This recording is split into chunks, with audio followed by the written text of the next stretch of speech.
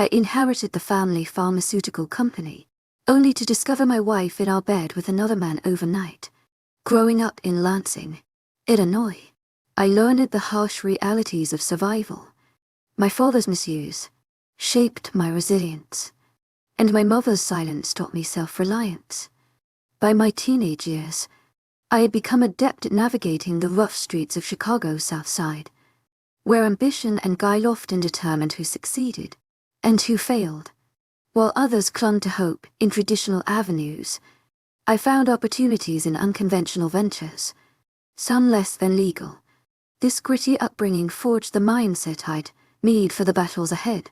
Years later, I poured my tenacity into legitimate enterprises, real estate, vending services, and a coin exchange business spanning the region.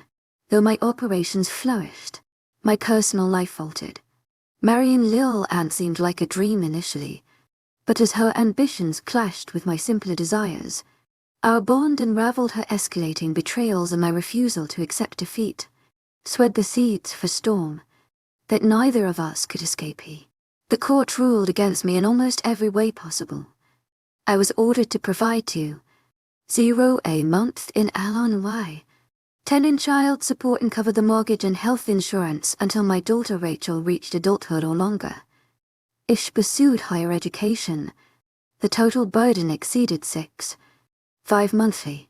My ex-wife, Laura, whose affairs with her firm's lawyers were no secret, had managed to manipulate the system to bleed me dry. And Kyle Daniels, my ex-wife, is Laura, and our daughter, Rachel, is my pride and joy, Daddy's little girl. Without a doubt, I took her to fun places when I could. She even told the judge she wanted to live with me, but he ignored her. It was a farce. Laura had a job and didn't need my financial support on top of the mortgage and other payments. I felt cheated, and I suspect the judge was biased. I didn't take it lying down. I started planning my revenge. I can be vindictive when wronged, a trait honed growing up in Lansing, Illinois, on Chicago's South Side. People there know how to settle scores. Some call me an entrepreneur. I just see opportunities and seize them. Admittedly, not all my early ventures were legal now. I own rental properties, vending machines, and a coin-changing business, similar to Coinstar, which operates across Chicago in northern Indiana. The business gave me an idea for how to pay Laura entirely in coins. Let her hold them to the bank. Laura worked part-time after Rachel started school, then became a pargel. She climbed the ranks quickly, helped by her looks. I suspect at the time, I supported her career, clueless about the reality. As she advanced, her attitude changed. She wanted a fancier lifestyle, pressuring me to move to an upscale neighborhood. Reluctantly, I agreed. To my agent extraordinaire, Madeline Nilben, heartfelt thanks for your unfailing patience, enthusiasm. I kept our Oak Forest house as a rental property.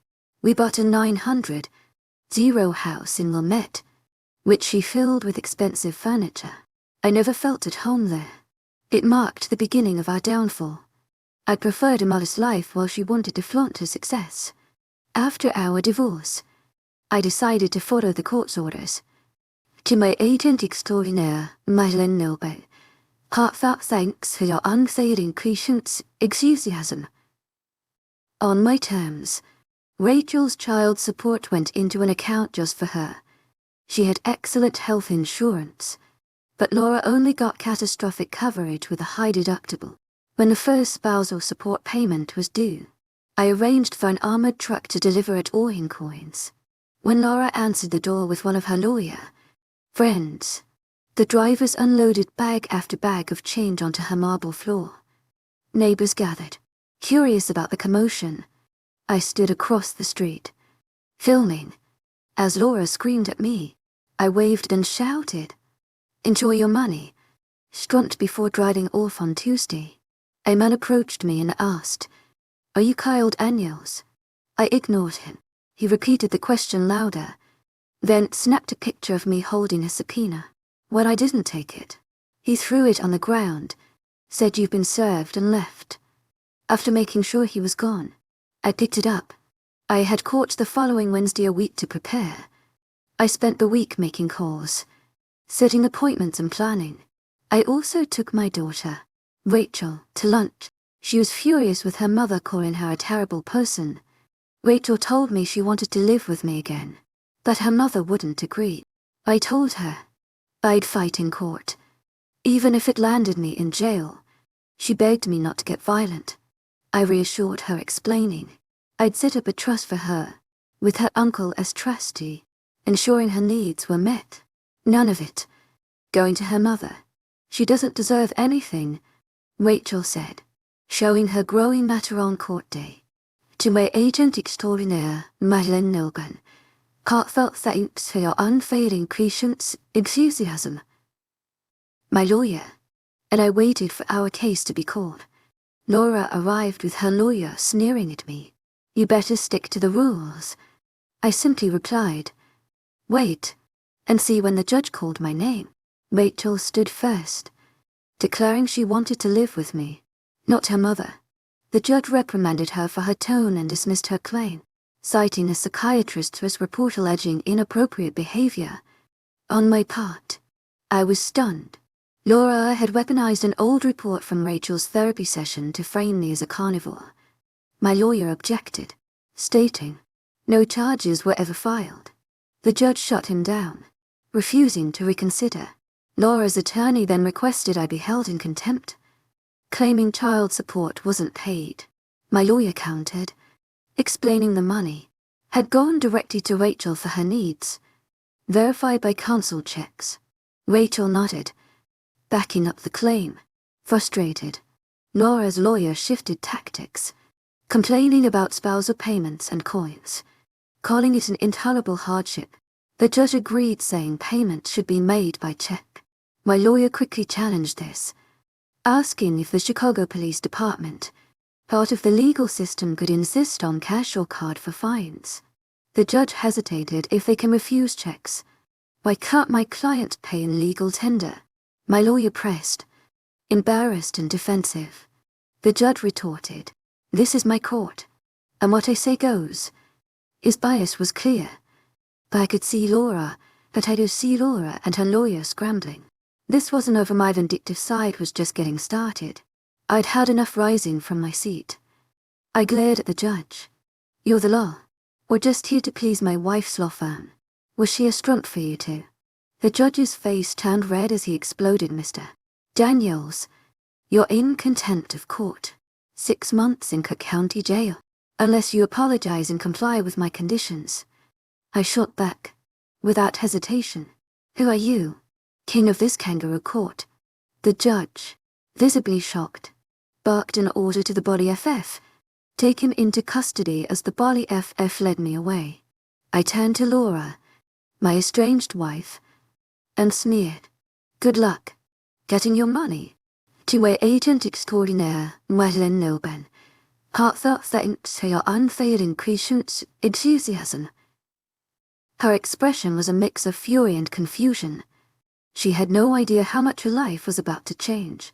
Once at the jail, I was processed, strip searched, fingerprinted, and escorted to a cell. Two guards tried to intimidate me, asking why I disrespected the judge. But I was T-phased at 64 and 155 pounds. Years of hard labor had kept me strong, and my time in JUVIE had long ago stripped me of fear. The next day in the yard, I kept to myself, watching everything from the shadows during the evening meal. As I stood eating against the wall, a familiar voice called out, T. I turned, spotting Ryder, an old friend from my delinquent youth. We embraced, drawing curious glances from the other inmates. What are you doing here? His voice low, but amused, told the judge. Tunes in a hole. To my agent extraordinaire, Madeline Nilben, heartfelt thanks for your unfailing patience, enthusiasm. Flatly, to my agent extraordinaire, Madeline Nilben, heartfelt thanks for your unfailing patience, enthusiasm.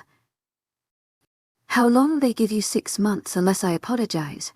which isn't happening. We found a quiet spot to catch up.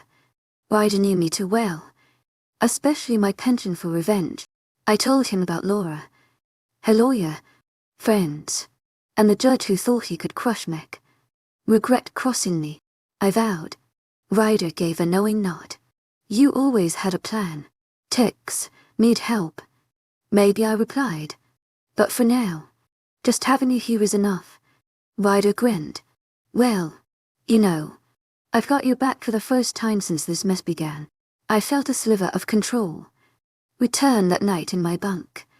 I reflected my rough childhood shaped me. My dad wasn't abusive, drunk, and my mom never stood up for me. I escaped to the streets, finding others like me. We weren't a gang, just kids trying to survive. We committed petty crimes and stole cars, which eventually got me locked up. Oddly, that experience turned my life around. It forced me to rethink my choices and build a plan for the future. Now I had to plan again, but this time for payback by age 20. I had saved enough to buy a foreclosed house in my neighborhood. The first of many I renovated and rented out at 22. I was at a club, trying my luck, where I met Laura. I barely remember the place. It's since been replaced by condos that night. I thought I struck gold. Laura had just moved to Chicago, from Seymour, Indiana, a small town, famous for being John Mellencamp's hometown. Her small-town charm and fresh outlook on life intrigued me. We hit it off opposites, attracting a year later. We married the following year. Rachel was born named after Laura's mother. I bought a house in Oak Forest, intending to rent it out. But Laura didn't insisted. We make it our home over the next decade. We renovated it together, raised our daughter and hosted neighborhood barbecues. It felt like the perfect life. The American dream. Things changed when Laura got a job at a law firm. She outgrew our simple life, craving expensive clothes, jewelry and fancy dinners with her colleagues instead of neighborhood get-together. She also began looking down on the south side of Chicago, where we lived. Her growing arrogance led to frequent arguments. Eventually, she pressured me to move to the north side. 3 years ago, we made the move, partly for the better schools, but Rachel hated it. Her new classmates' snobbery made her miserable. She wanted to go back, and so did I. But Laura refused to listen. She was exactly where she wanted to be. Our marriage began unraveling one evening when she called, claiming she was attending a dance with colleagues suspicious. I tracked her phone and went to check, hidden in the shadows. I watched her dancing provocatively with a group of men around 915. I overheard two guys in the restroom boasting about their encounters with Laura, including quick TRS in cars and plans for proper fun. Later that night, when I returned, I saw her making out on the dance floor with one of the men at 930. She texted me, claiming she was too drunk to take the L, and would stay with Paula. To my agent extraordinaire, Madeleine Nogan, heartfelt thanks for your unfailing patience, enthusiasm. Then she sent another message saying, I'm sorry. She would be. To my agent extraordinaire, Madeleine Nogan, heartfelt thanks for your unfailing patience, enthusiasm. I followed her as she left the club. Younger lawyer. They didn't notice me as they climbed into his Lexus, kissing and groping. My anger subsided as I started planning my next move. I followed them to his building, noting every detail. It was time for payback. When I arrived, I found Rachel waiting anxiously. I looked her in the eyes and said, firmly, we're leaving for good. Pack everything you want to take with you. She hesitated for a moment, then asked quietly, what about Mom? There are other gurus taking care of her. Now, I replied, my voice cold, but resolute. Rachel's expression shifted. She understood immediately. Without another word, we worked quickly in 3 hours. The truck was loaded and we left, heading to my vacant house in Oak Forest. The next morning, my phone rang. It was Laura. To my agent extraordinaire, Madeleine Nogan, heartfelt thanks for your unfailing patience, enthusiasm. What's going on? Where are you? She demanded home. I said bluntly. Why she pressed. To my agent extraordinaire, Madeleine Nilben, heartfelt thanks for your unfading patience, enthusiasm. Her tone betrayed that she already knew the answer. I don't know you anymore, Laura, and I don't want to. My voice flat with finality. Her voice trembled slightly. Where's Rachel? Check with me. To my agent extraordinaire, Madeleine Nilben, heartfelt thanks for your unfailing patience, enthusiasm. Firmly. She doesn't want to live with you anymore. Laura tried to argue, saying I couldn't just walk away. No, Laura. But your fun with other men is reason enough to leave. Expect divorce papers next week. Her response was venomous. Use outside our piece of crap. My firm will destroy you. Maybe, I said. But you haven't seen my full wrath yet over 6 months. Laura never tried to reconcile. She openly bragged about dating lawyers. And Rachel told me Laura was out late almost every night, bad-mouthing me, and pushing Rachel to find a rich husband. Someday, Rachel defended me, saying she wanted to return to Oak Forest, now lying in jail. I imagine Laura thought she'd won, but I knew she'd struggle to manage the mortgage, health insurance, and spousal support. Without me, jail wasn't breaking me. It was giving me time to plan. On Thursday, to guard some and me to a video room, I protested asking for my lawyer, but they shoved me inside, saying you're not meeting the judge. You're being sentenced. When I resisted, they locked the door, leaving me to yell. In frustration, minutes later, they let 6 inmates in. I knew their intent and prepared to fight. You'll regret this, I warned. One lunged and I broke his nose. Then the rest attacked. I fought hard, punching, kicking and pinning some against the wall. But a larger man got me in a chokehold. I swung until I blacked out. I woke in the infirmary, battered and in pain. Knowing what had happened, the nurse approached her face calm but firm. I'm here to help you. You can accept it or suffer. Her honesty softened me. I nodded and managed. Thank you. She brought me breakfast and freed one hand so I could eat. Can I ask a favor? I said cautiously. That depends, she replied. My friend, Randall Turner. Can I see him? We'll see. Leaving it vague later, Ryder visited, seeing my condition. To my agent extraordinaire, Madeleine Nilben, heartfelt thanks for your unfading patience, enthusiasm. Crap. I described the 6 inmates and to guards responsible. I need their full names, not nick trades, I said. Ryder hesitated. Were you planning an eye for an eye?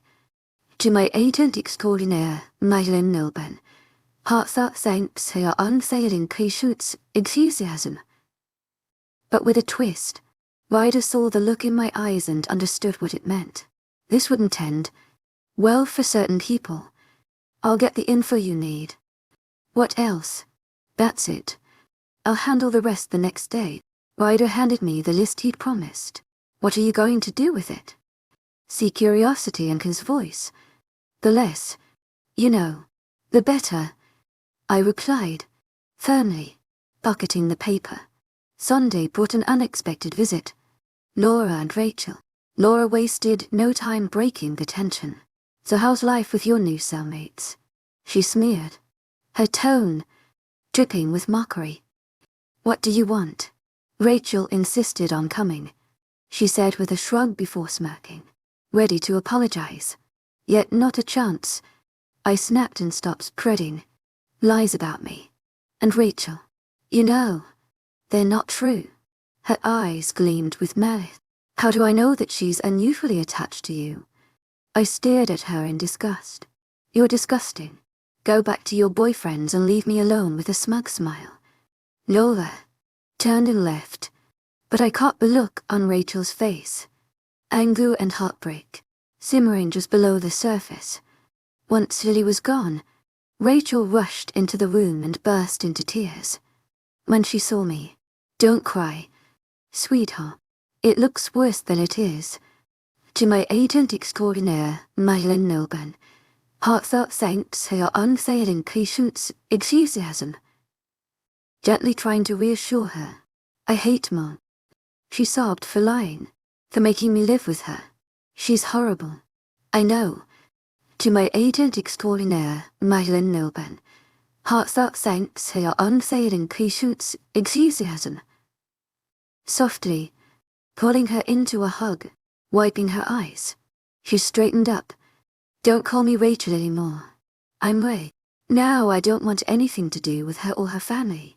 I looked at her proud of her defiance. Ray, you're just like me, I said with a small smile. We'll show them. We sat and talked for a while, the weight of the visit slowly lifting. Then I leaned closer and asked, Can you do something for me? She nodded without hesitation.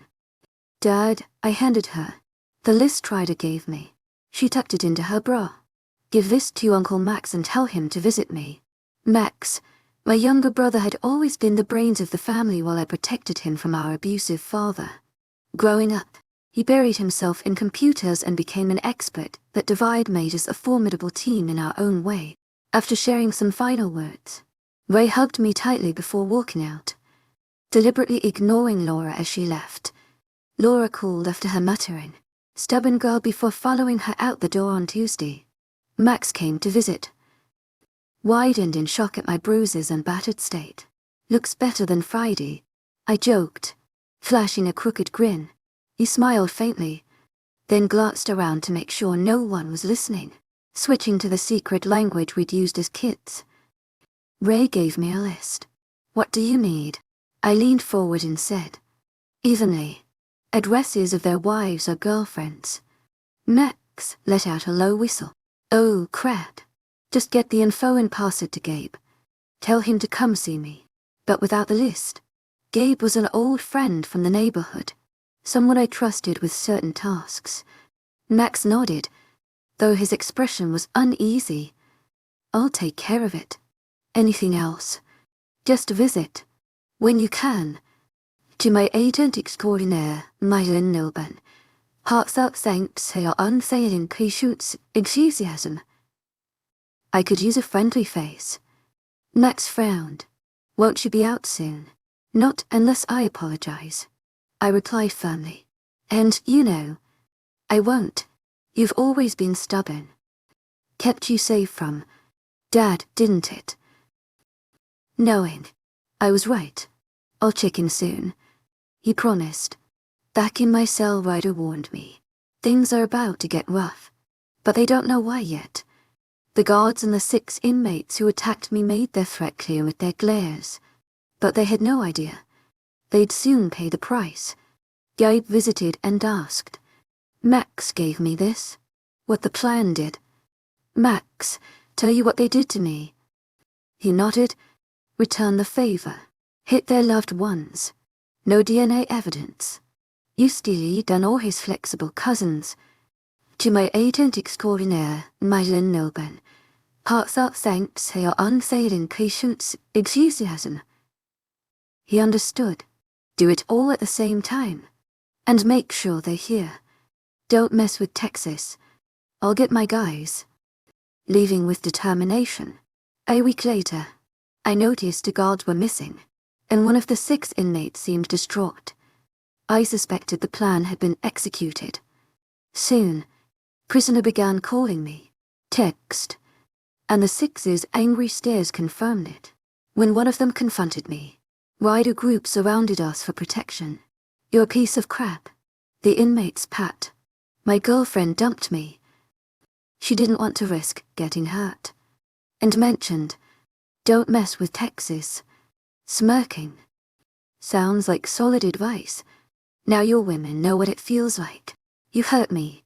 I hurt those you care about. Next time it'll be your mothers. His face fell and he retreated to his group. Later, the guardess confronted me, threatening to make my life miserable. Then, I guess your wives better get used to new attention. To my agent extraordinaire, Madeline Milburn, heartfelt thanks for your unfailing patience, enthusiasm. Coldly, One guard snapped and started knocking me in front of the others. I didn't fight back. After a few minutes, another guard pulled him away. But not before. Prisoners and cameras witnessed it all. I was taken to the infirmary where the nurse greeted me. So trouble again. I didn't fight. He just started striking me. I explained. There'll be an investigation this time. He'll likely lose his job. While bandaging me, one less corrupt guard. I muttered. Guards are here to protect you, whether you believe it or not. She countered. Well, they failed. Last time he let it happen. She kept me overnight for observation. Meanwhile, the suspended guard's partner glared at me but said nothing. I could tell he'd gotten the message. Don't mess with Texas. Weeks passed and Ray had visited. Max finally came with news. Laura was refusing to bring her. That enraged me. Even more. My ex-wife was now keeping my daughter from me, and I was determined to fight back harder. At the end of the month, Laura came to visit, dragging Ray along. Ray had refused to get out of the car until Laura relented. When Laura finally entered the room, she was already fuming. Your daughter is impossible. She barely speaks to me and is just as stubborn as you. She snapped. You said that last time. I replied evenly. Why not ask the judge to give her to me? I gladly take her. Not getting her. Laura shot back. She needs a good education to succeed. Oak Forest is a good school and she loved it. To my agent extraordinaire, Madeleine Nelben, heartfelt thanks for your unfailing patience, enthusiasm. I countered. Well, that's better. She's meeting people who can help her future. Laura insisted. Our daughter will create her own future without riding anyone's coattails. To my agent extraordinaire, Madeleine Nelben, heartfelt thanks for your unfailing patience, enthusiasm. Firmly, Laura's tone turned sharp. You're so stubborn. You can't see the benefits. Tired of the same argument. Laura, we've had this conversation too many times. You're not changing my mind. And I'm not changing yours. So why are you here? I know it's not to bring Ray to me. Her name. Not, Laura corrected. Coldly. That's not what she wants to be called. Don't you want her to think for herself? You mean? Be stubborn. Laura retorted. No, I said. Pointedly independent. Strong enough to make her own decisions. Not just follow someone with money or power. Laura snapped, recognizing the jab then cutting to the point. I need spousal support. I have bills to pay. You'll have to figure that out yourself. No paycheck for me means no payments. I said calmly. What? I can't cover the bills with my income, she exclaimed. Well, maybe you should have thought of that before. Dragging me to court. You made things worse. Paying me in coins. She snapped. And now you're getting nothing because I'm in jail. To my agent extraordinaire, Madeleine Nelben, heartfelt thanks for your unfailing patience, enthusiasm. Matter-of-factly, you have to pay, she yelled. No, I don't. What can they do? Jail me again. I'm already here. What about the bills? She double you mind. Ask one of your lawyer friends to cover them. You deserve it, I said icily. That sent her storming out. A moment later, G walked in and I felt a wave of relief. You really pissed her off, Ray said with a grin. She expects me to pay support from jail. Good luck with that. How are you doing? Dadgy asked. I'm fine. How about you still not talking to your mom? Only when I have to, Ray admitted. When are you getting out? I'm not apologizing to that judge. Unless gives you back to me. That's not happening. So I'll be here for 6 months. Ray nodded. Sadly, next month's my birthday. I'd love to celebrate with you. But don't go against your principles. We'll celebrate when you're out. Her words tore at me, but then she added something that caught me off guard. If a man has no principles, he has nothing. As Lincoln said, important principles can and should be unbending. Where did you hear that? I asked my school counselor. Dive Hodges. He's been great. Some teachers noticed my grades slipped and suggested I talk to him. It's helped with Mom too. Even if I still don't talk to her. Much will met swelf showed in things like this. In a district like hers. Even the school counselors had doctorates in psychology. Well, I said your mom seems upset with you too. Yeah. She's getting on my nerves. I just ignore her. I think it makes things worse. But I don't care. In a couple of months, she'll have to start finding a new place to live. I said the bank won't let the jumbo loans sit unpaid for long. Her mansion will probably be foreclosed on within 3 months. But Dad, if the house is foreclosed on, won't that hurt your reputation? Way asked. Her brow, furrowing honey. When you pay for most things in cash, you don't worry about credit. That dumb mansion was the only thing I ever took a loan for. To my agent extraordinaire, Myelin Nilben, heartfelt thanks for your unfailing patience, enthusiasm. Wow, Dad. Even with all your leases and businesses, you've never taken out a loan. I use money from one to buy the next. I explained. Ray smiled warmly. Daddy, I've always respected you, but now I respect you even more. Thank you. Dear. To my agent extraordinaire, Myelin Nilben, heartfelt thanks for your unfailing patience, enthusiasm. Smiling back. You always know how to cheer me up. Spending time with my daughter was wonderful. I really wanted to see her more often. To my agent extraordinaire, Myelin Nilben, heartfelt thanks for your unfailing patience, enthusiasm. Her birthday would be tough for both of us, but I knew she'd be okay. She's a strong kid. The next week I learned, the security guard who touched me had been fired. It was hard to argue with video evidence showing. I didn't even defend myself. A few days later, the other guard quit. I'm not sure if he was transferred or not, but at least he was gone. Several inmates thanked me for getting rid of the Badoo. I think I earned some respect. More people started calling me TCH, and I didn't have much trouble after that. The Sixes were still angry with me. I heard one of their wives filed for divorce, and 3 others were dumped by their girlfriends. Maybe even stupid people can learn with the threat of more retaliation. And my increased standing among the inmates. They realized it was better to leave me alone. A couple of weeks later, I got a subpoena to meet the judge via video. When the guard came to get me, I told him I wouldn't meet without my lawyer. But the judge is waiting. I don't care. I want my lawyer. Reschedule it. My schedule's open. The guard hesitated, then walked off. 3 days later, they informed me. The meeting was set for the following week. I requested 30 minutes with my lawyer beforehand, and they agreed. When we met, my lawyer said he hadn't been given any details about the meeting, which he found strange. I guess we'll figure it out as we go. When the judge appeared on the video, it was clear. He wasn't happy about the delay. I didn't care to meet. He was just another egotistical idiot who thought he was better than everyone. Because he wore a robe. My lawyer spoke first. Your Honor, may I ask what this is about?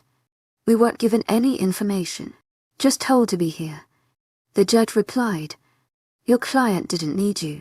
I just wanted to see if he was willing to apologize to the court for his outburst. My lawyer glanced at me, and I motioned for him to lean closer. I whispered. My response, Your Honor, my lawyer said, Hugh's not willing to apologize, and believes you owe him an apology. He also requests primary custody of the child. The judge looked stunned. Why would I ask him to apologize? To my agent extraordinaire, Myelin Nilben, heartfelt thanks for your unfailing patience, enthusiasm. He wouldn't do that. My custody decision stands, and I have no apology to make. Then we're wasting time. My lawyer replied, if my client changes his mind, will the court know? Good day, sir. The judge stopped him. One more thing. I braced myself thinking here comes the real reason for this meeting. Your client isn't honoring the divorce decree. The judge said. When does he plan to make the spousal support and mortgage payment? My lawyer turned to me, and I whispered. My reply. Your Honor, my lawyer said, he doesn't intend to make any payments while incarcerated. But the house will be foreclosed on, the judge said. I responded bluntly. It's not my house. Maybe my wife's mansion, but not mine. I never wanted it. The judge warned it will destroy your credit and cost you all your equity. A small price. To see my favorite ex-wife walking the streets where she belongs. I replied with a smirk. The judge's face hardened as I added. Maybe her buddies can cover the payment. I'm sure they can pull their resources. I knew my words would enrage him, but I couldn't resist implying the judge and my wife had a personal connection. You worthless, Southside scum. The judge spat. Who do you think you're talking to calmly? I interrupted. I think I'm talking to the man who enjoyed my wife's company. I apologize. I just don't see why anyone involved would care so much standing. I headed for the door as the guard prepared to escort me back to my cell. I heard the judge shout, Counselor, your client just turned to more months in jail. If he keeps disrespecting me, I'll make his life a living hell. Noticing the guard's shocked expression, he couldn't believe what I'd just done. Back in my cell, the realization hit me. My wife had been discussing the mortgage with her friends, and somehow that information had reached the judge. What a mess. But their time would come soon enough. The following Sunday, Laura couldn't resist visiting me in jail. Thankfully, Ray insisted on tagging along. I heard you pissed off the judge again and got 2 more months in jail. What are you going to learn? You can't fight the system. Laura, why don't you just talk to me anymore? All you're doing is trying to act out against the North Side. I don't need that. All I care about is Ray visiting me regularly. She practically screamed. I turned away and stayed silent as Laura continued yelling.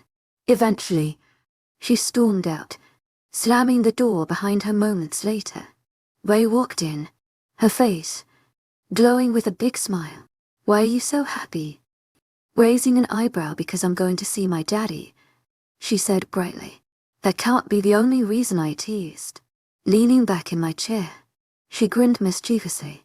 I have a surprise for you, but I can't tell you about it yet. I need to think it through first, Dad. Do you trust me with my life?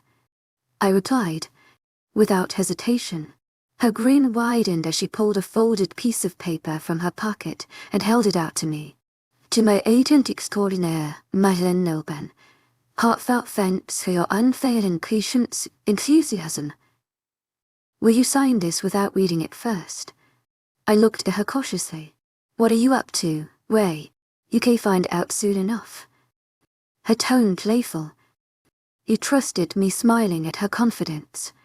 I signed the paper as she carefully folded it to reveal only the signature line there. To my agent extraordinaire, Madeleine Noban, heartfelt thanks for your unfailing patience, enthusiasm. But you owe me an explanation later. She tucked the paper away and shifted the conversation. Mom said, you did something to get 2 more months added to your sentence. Is it true? Yes, I admitted. And I'm sorry. Darling, what did you do? She pressed. I confronted the judge again. Ray smirked. Well, whatever it was, he probably deserved it. We chatted for a while about school and her mom. She kept mentioning her school counselor, Drive, Alva Hodges, and speculating about what was going on. I tried steering the conversation back to her plans for the paper I'd signed, but she shook her head. It's a surprise, she insisted. Before long, I shifted the subject again. I won't be there for your 16th birthday, I said softly, but the next time you visit, I'll have a present for you. Her eyes lit up. What is? It's a surprise, I said with a grin. I guess we're both keeping secrets. As she stood to leave, can you do me a favor and Greg to visit me? I need to talk to him about something important. To my agent extraordinaire, Madeleine Noban, heartfelt thanks for your unfailing patience, enthusiasm. Daddy, she said warmly, before heading out. Greg had been my trusted point man for handling business matters. Before I went to jail, I'd left him with a few critical cases to manage, and now I had another task for him. A surprise birthday party for Ray later that week. Greg arrived for a visit. He gave me an 8 on everything I'd assigned him, and it was clear he'd been managing things well. Once we'd finished the usual business, I brought up my new request. I want to throw Ray a surprise birthday party. To my agent extraordinaire, Madeleine Milburn, heartfelt thanks for your unfailing patience, enthusiasm. Greg looked at me skeptically. Are you sure? Absolutely. It's perfect for her. He nodded slowly. All right. I'll make it happen. All right. I'll talk to our lawyer. Also, I'll visit Max and give him what you prepared. He'll know what to do if he has questions. He can come to me. If not, I'll send him to Gabe. Sounds good. Grinning, Gabe knew how my mind worked and would handle things. While I stayed guilt-free in jail, by the end of the month, my reputation among the inmates had soared. Word had spread fast. Likely, thanks to a guard sharing the story of how I stood up to the judge. News traveled as quickly as it did in any organization, and soon, everyone was calling me. TCH toward the end of the month, I had another visitor walking into the visitation room. I stopped short.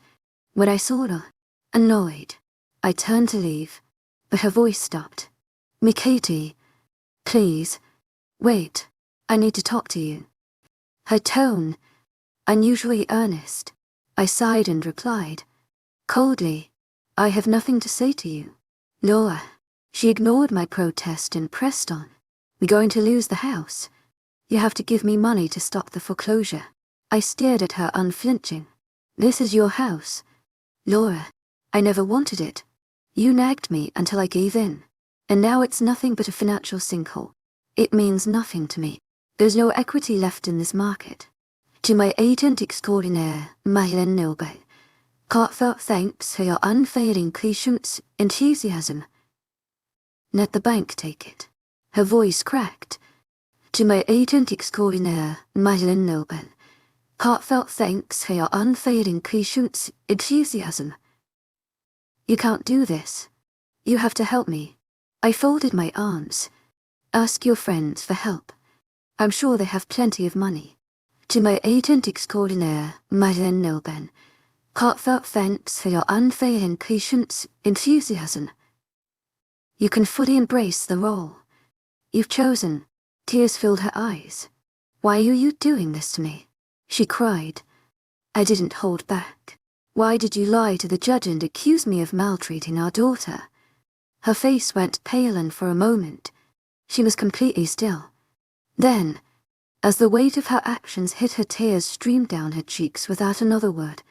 I turned and walked out, a sigh of relief washing over me as the guard escorted me back to my cell. He got a call on his radio. "Take him back to visitation," came the instruction, expecting to find Laura still crying. I was surprised when I walked in and saw Ray instead. "Ray," I said, startled. "Your mom didn't mention bringing you." "She didn't bring me," Ray said with a shrug. "I wouldn't let her come here without me." "Grateful to see her." "I missed your birthday." To my agent extraordinaire, Madeleine Milburn, heartfelt thanks for your unfailing patience, enthusiasm. "But I have a gift for you, Dad," she said. Her voice, soft. "I knew you'd miss it. And I don't care. I love you." To my agent extraordinaire, Madeleine Milburn, heartfelt thanks for your unfailing patience, enthusiasm. "You don't have to get me anything." Pride swelling in my chest. What an amazing daughter I have. "I don't have the gift here." To my agent extraordinaire, Madeleine Milburn, heartfelt thanks for your unfailing patience, enthusiasm. "And it's not immediate. But I can tell you what it is, Ray. The house in Oak Forest is yours. It'll go into a trust for you when you turn 18. Her eyes widened with excitement. "When I get out of here," she asked eagerly, "can I stay there?" To my agent extraordinaire, Madeleine Nilben, heartfelt thanks for your unfailing patience, enthusiasm. I replied with a grin. I'd even pay the rent. Her face lit up, and a huge smile spread across her face. Daddy. Oh, my God, she exclaimed. You just removed a huge obstacle from my surprise. I still can't tell you what it is, but you'll understand when I do. I love you so much. I love you too. Honey. To my agent extraordinaire, Madeleine Nilben, heartfelt thanks for your unfailing patience, enthusiasm. My heart full as I watched her smile. I couldn't stop wondering what Ray's surprise could be. It had to involve our home. Not the mansion, but our real home. We both smiled as we kept talking. She brought up, "Father, Huxler again. Was it possible?" She had a crush on him. I hoped he was professional and had no improper intentions toward her. I'd have to meet this guy as soon as I got out of here. As I was escorted back to my cell, a huge grin spread across my face, partly from the verbal showdown with Laura, and partly from my uplifting talk with Ray. The other inmates were puzzled as smiles in prison often meant someone had been hurt. One day, Gabe came to visit me. Everything was set. We had video evidence of my wife, some cargo from her firm, some of them married in chorus Anne, all being entertained by various lawyers at her firm, rising Democratic politicians, and a certain judge. I knew. Well, they bragged about being untouchable and doing whatever they pleased. People often underestimate janitors. They come and go unnoticed. Offering free rent for a year was enough to convince one of them to install hidden cameras in the offices and conference rooms. I knew we'd gather enough dirt to open some lives. My brother, acting anonymously, would post the videos online with the slogan, "Don't mess with Texas." They'd send them to key websites and every major news outlet and tabloid in the state. The media frenzy would turn these people's lives upside down as politicians and lawyers scrambled to contain the fallout.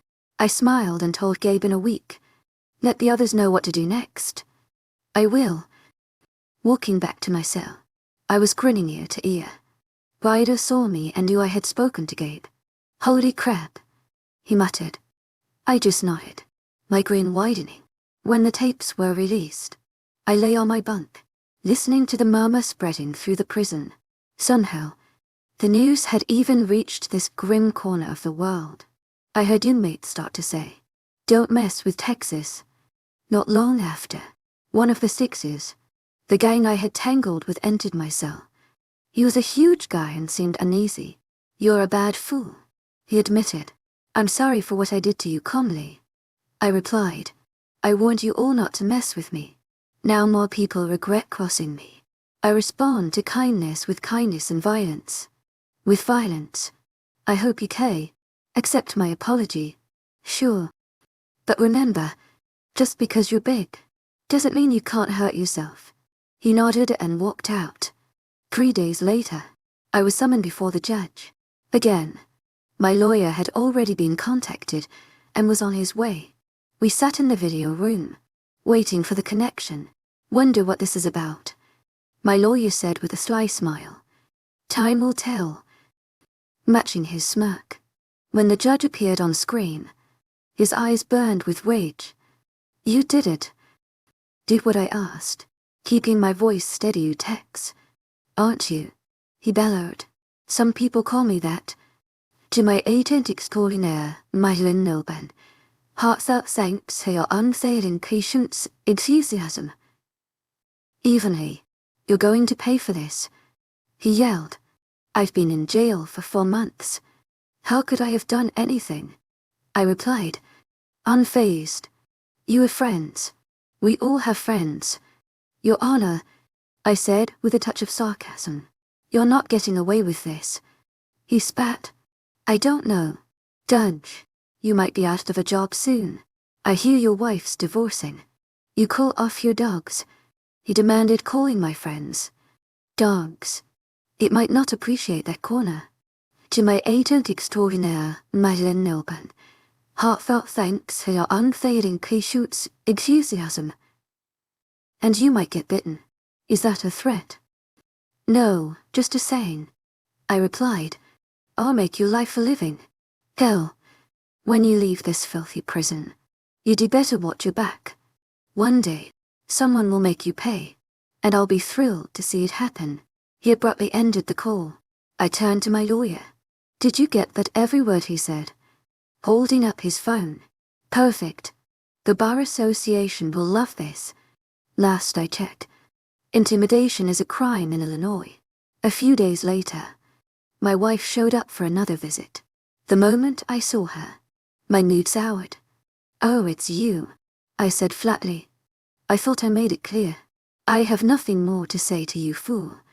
She yelled, her voice trembling with fury. What now? Calmly. You got me fired. My picture's all over the news and the internet. How could you do this to me? She winked. You did it to yourself. To my agent extraordinaire, Madeleine Nilben. Heartfelt thanks for your unfailing patience, enthusiasm. Coldly. Do you hate me that much? Her voice breaking. And your arrogant little buddies think they're above everyone else. My words cutting. When we first met you were a sweet, small-town girl with a great personality. Now, you're just a selfish, uptown witch. What am I going to do? She cried. I don't have a job, and no one will hire me. I leaned forward, locking eyes with her. Move back to Seymour and stay with your folks. I suggested. I can't. The local paper ran a headline. Local girl at center of Chicago scandal. My parents are retiring early and moving to Florida to avoid the gossip. Well, Florida sounds like the perfect place for you, I replied coldly.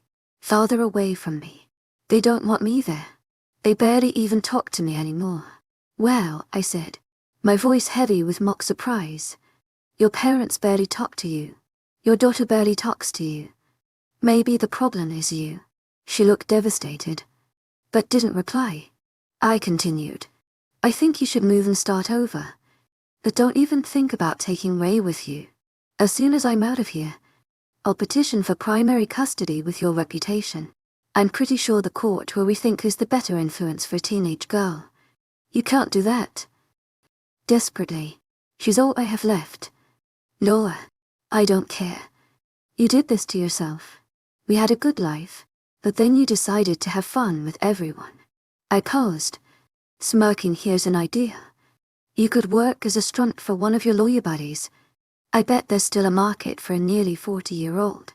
She stared at me, tears streaming down her face, then broke down, completely resting her forehead on the table.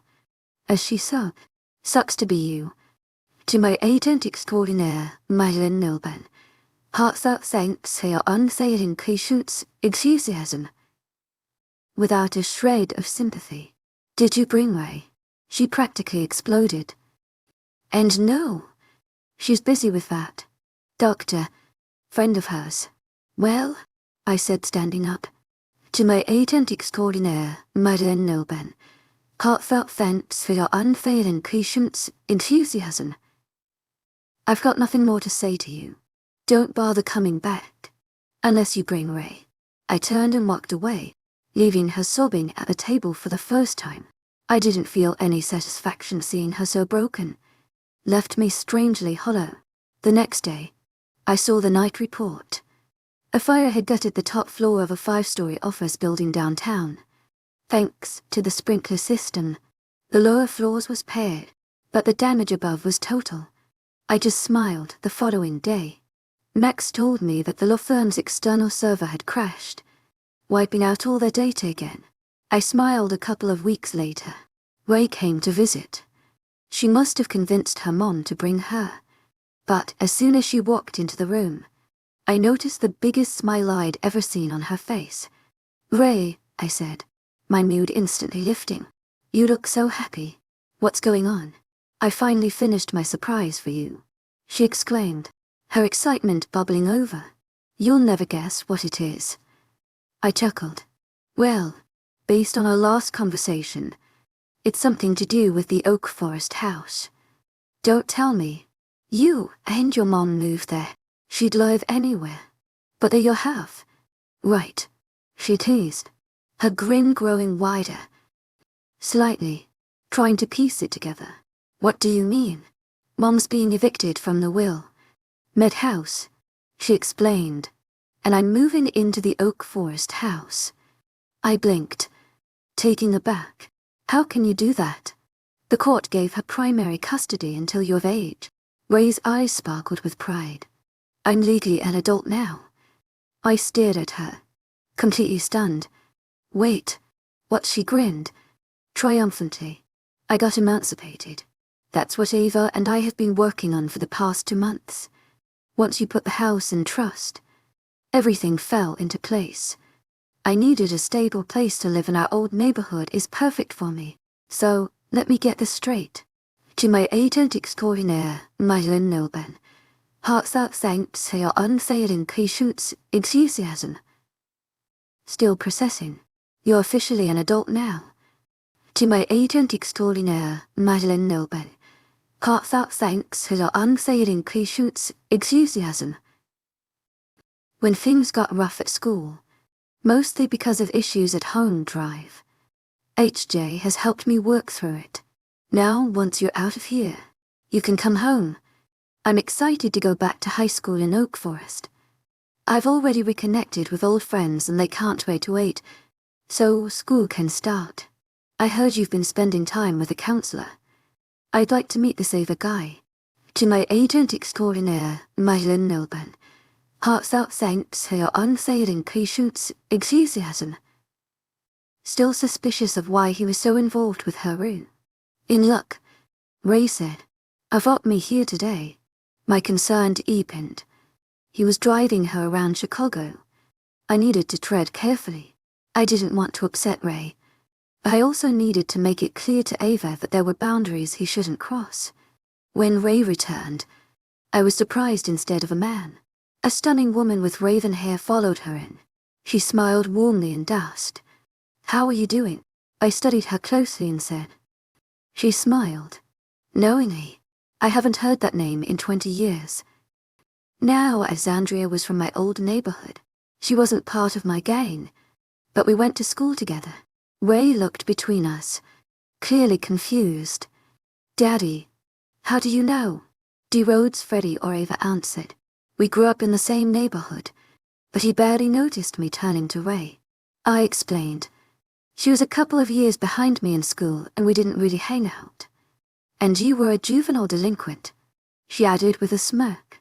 Looks like some things never change. You're in your 40s now, and you're still behind bars. My face flushed. I've never been good at keeping my mouth shut. Clearly, she teased. I hear people call you Tex now, don't they? Why do you call him that? Ray asked. That was his nickname as a teenager. Harvey explained. He always got, even when someone crossed him. Your mom did something terrible to him, and judging by the news about the law firm, I'm betting Tex had a hand in that. I plead guilty, I said with a sly smile. Before we went further, Harvey addressed me. I hope you're okay with me spending time with Rachel. She corrected. Right, Ray Ava said. Then turning back to me, she continued. When I started working with Ray, about 9 months ago, she was deeply upset about everything happening in her life. I wondered if she was related to you. And Max, since Daniels isn't a common last name, but I found out her dad's name was Kyle. I still wasn't sure until she mentioned. You were in prison. Then I knew it had to be you. I felt awful, but I figured you must have turned things around since you had a house and we met. It's just a house.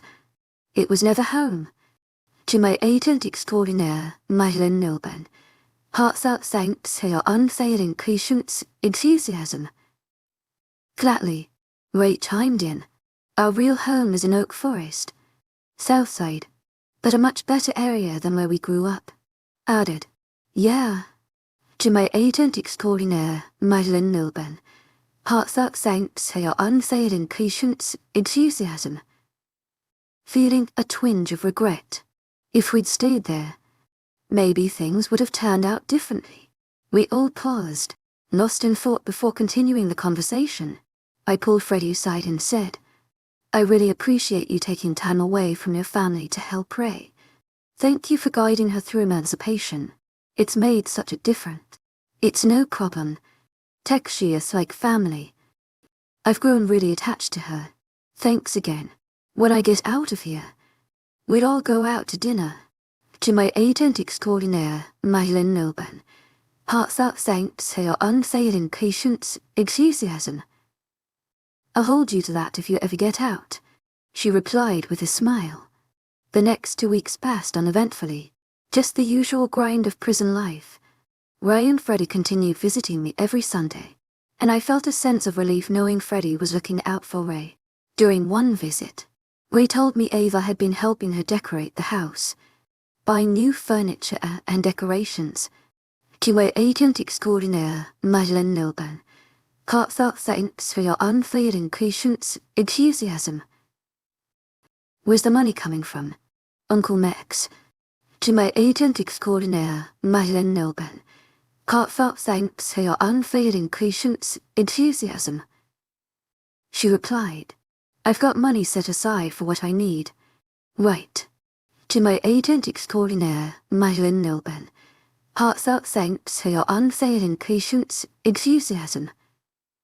Nodding, I just wanted to make sure Freddie wasn't paying for anything.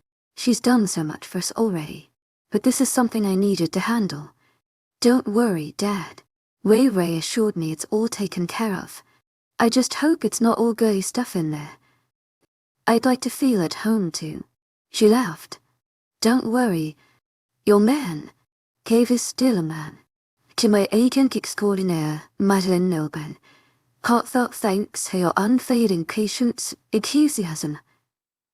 She was referring to the basement, which I had renovated into my personal retreat. Living in a house with 2 women had sometimes made me crave a private space, and that basement had been my sanctuary after they left. I lay in my cell, reflecting on how much Ray had grown. She was an adult now, taking control of her life soon. She'd be off to college, and who knows where life would take her. I thought about what my life would look like after her departure, how I'd manage being alone, and whether I'd meet someone who appreciated life's simple pleasures. The following Monday, I had another visitor, Laura. The moment I saw her, I turned to leave. To my agent extraordinaire, Madeline Milburn, heartfelt thanks for your unfailing patience, enthusiasm. "Wait," she called after me. "We need to talk." Reluctantly, I stopped and turned back. "What now?" Bracing myself. "Do you know what our daughter did?" Her tone accusatory. "What are you talking about?" "Laura," I said wearily. "She got emancipation." Laura exclaimed. "She doesn't have to live with us anymore. She's already moved out, and I don't know where she is." "Oh, that." To my agent extraordinaire, Madeline Milburn, heartfelt thanks for your unfailing patience, enthusiasm. Shrugging nonchalantly. "So you knew?" Narrowing her eyes. "Did you encourage her to do it?" "No," I replied. "She did it herself with help from her school counselor." "Is she staying with the counselor?" Laura pressed. "No, she's back home on the south side." "What about school?" Laura demanded, her voice rising in frustration. "Sheck returned to Oak Forest in the fall." To my agent extraordinaire, Madeline Milburn, heartfelt thanks for your unfailing patience, enthusiasm. Conley, she hated that school in Wilmette. Laura. They treated her like an outsider. A kid from the projects, as they called it. She never fit in with high society. You took her away from a school she loved, where she had good friends, and placed her in an environment that hurt her self-esteem, and gave her an inferiority complex. You caused more damage than good. I just wanted her to get a good education," Laura said, defensively. "Children learn more from their parents' example than they do in school." I countered. "We were her first teachers about life. What lesson do you think your example has taught her?" Laura hesitated before saying quietly, "I hope it shows her what not to do. Our job as parents is to raise responsible, law-abiding adults." I hope we've done that and that she'll forgive our mistakes. Especially our failed marriage. It wasn't all bad, Laura said, softly. No, but it ended. That way. Laura, I hope you find what you're looking for. Clearly, I wasn't it. She looked at me. Sadness and regret etched on her face. I stood, walked away from the table and left for a moment. I felt sorry for her again. The day of my release finally arrived, and this time I was summoned to an actual courtroom. Ray, Freddie and Laura were present as I waited. I noticed it was a different judge. I wondered if the previous one had lost his position. The new judge reviewed my case before addressing me, Mr. To my agent extraordinaire, Madeleine Nogan. Heartfelt thanks for your unfailing patience, enthusiasm. What do you have to say for yourself? I've served my IRL 6 months plus to more. You could have apologized and walked free. I didn't believe the other judge deserved an apology, so I served my time. You are a stubborn man, he remarked. I prefer strong-willed. It served me well in business and life. I responded. The judge continued. The divorce agreement remains in effect. You must compensate for the months you didn't pay. My attorney intervened. Your Honor, my client is prepared to pay 20,000 today, which covers his obligations, and closes all financial ties with his ex-wife. Laura immediately protested what he owes me more and must keep paying until Rachel turns 18. The judge silenced her. To my agent extraordinaire, Madeleine Nogan, heartfelt thanks for your unfailing patience, enthusiasm. I will handle this. Counselor, explain your calculations. My lawyer explained. My client covered the down payment for spousal support, mortgage and insurance. He continued to pay for his daughter's insurance and needs throughout his incarceration, but could not pay spousal support or the mortgage due to lack of income with the foreclosure on the house and the child's recent emancipation. Spousal obligation ceased. 3 months ago. The final amount owed is $782, which he will round up to 20,000. The documentation are nodded. If these figures are accurate, I'll accept the payment. The judge addressed us both. You share a daughter now, legally an adult, but still a teenager with needs. She deserves a stable, respectful environment. Can I count on you to remain civil? He looked at me first. Mr. D'Angelo. Yes, Your Honor. I replied then to Laura. Mrs. Daniels. Yes, Your Honor, she said finally to our daughter and you, Rachel. Your Honor. Yes, she corrected. The judge concluded if the evidence holds, this case will be closed, Mr. Daniels. You're free to go. Thank you. Your Honor, my attorney said as we headed out. Ray ran to hug me tightly. Freddie smiled warmly. But across the room, Laura approached, visibly bitter. 2,000. That's all I get, she spat. Did you choose them over me? They can help you. But what about me remembering the JUD's for civility? I kept calm. Let on. Stay respectful for Ray's sake. Laura hissed. Our daughter. She snapped. But I have no job. No home. What? Now you can get another job. To my agent extraordinaire, Madeleine Nogan, heartfelt thanks for your unfailing patience, enthusiasm. For housing, I'll let you stay in one of my apartments. Our entree for 6 months to help you get back on your feet. Move back to the south side. She sneered. It's free rent. To my agent extraordinaire, Madeleine Nogan, heartfelt thanks for your unfailing patience, enthusiasm. Take it or leave it. She huffed and walked away. I turned to Ray and Freddie, ready to go. To my agent extraordinaire, Madeleine Nogan, heartfelt thanks for your unfailing patience, enthusiasm. They replied in unison. I owe you a nice dinner. To my agent extraordinaire, Madeleine Nogan, heartfelt thanks for your unfailing patience, enthusiasm. How about RPM? I booked it as soon as I got my release date. Laura's face Twisted RPM had been our case. Ignoring her, I added the reservations for 630. Want to take a drive first? I need to feel free again. Turning to Freddie. Could your husband join us? Freddie's expression froze. Ray intervened. Daddy, she doesn't have a husband anymore. I'm sorry. Drive Hodges. I didn't tell him, confused. I glanced at Freddie's wedding ring. She explained softly. My husband died in a car accident 5 years ago. I never took off the rings. It feels like letting go of him completely. I'm so sorry. I had no idea. I said it's okay. She replied, managing a small smile. I'd like to join you tonight. Dinner was amazing. Real clothes. Good food and freedom. As we left, I turned to Freddie. When you're ready, could I take you on a real date? Just when it feels right. Freddie smiled. I'd like that.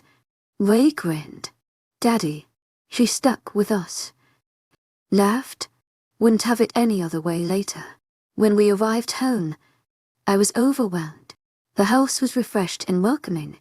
I broke down, tears streaming as Freddie whispered, "Welcome home."